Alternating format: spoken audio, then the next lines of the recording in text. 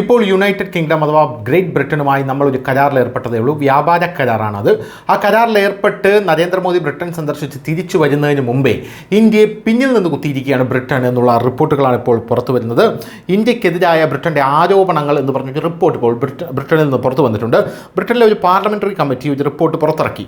ചില വിദേശ സർക്കാരുകൾ ബ്രിട്ടനിൽ താമസിക്കുന്ന ജനങ്ങളുടെ ശബ്ദം ഭീഷണിപ്പെടുത്താനും അടിച്ചമർത്താനും ശ്രമിക്കുന്നുണ്ടെന്നാണ് ഈ റിപ്പോർട്ടിൽ പറയുന്നത്.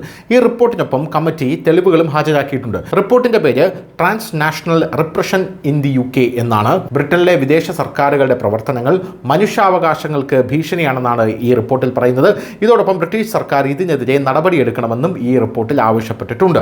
ഇന്ത്യയെ കൂടാതെ China, Pakistan, Iran, Egypt, Russia, Bahrain, UAE, Saudi Arabia, തുർക്കി, റുവാണ്ട, എറിത്രിയ എന്നിവ ഈ 12 രാജ്യങ്ങളാണ്.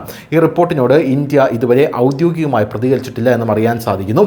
റിപ്പോർട്ടിൽ അവതരിപ്പിച്ച തെളിവുകളിൽ ഇന്ത്യയുടെ പശ്ചാത്തലത്തിൽ 6 for Justice SFJ എന്ന സംഘടനയെക്കുറിച്ചും പരാമർശമുണ്ട്.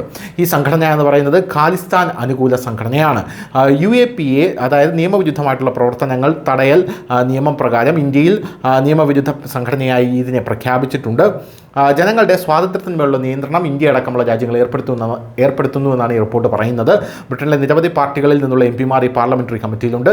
ബ്രിട്ടനിലെ മനുഷ്യാവകാശങ്ങളുമായി ബന്ധപ്പെട്ട കേസുകൾ ഈ കമ്മിറ്റി അന്വേഷിക്കുന്നു. UK മണ്ണിൽ ജനങ്ങളെ ഗുരുതരമായി ബാധിക്കുന്ന ഇത്തരം പ്രവർത്തനങ്ങളിൽ നിരവധി രാജ്യങ്ങൾ ഉൾപ്പെട്ടിട്ടുണ്ടെന്നതിന് വിശ്വസനീയമായ തെളിവുകൾ കണ്ടെത്തിയതായിട്ടാണ് ഈ കമ്മിറ്റിയുടെ റിപ്പോർട്ട് സൂചിപ്പിക്കുന്നത് അല്ലെങ്കിൽ അവകാശപ്പെടുന്നത്.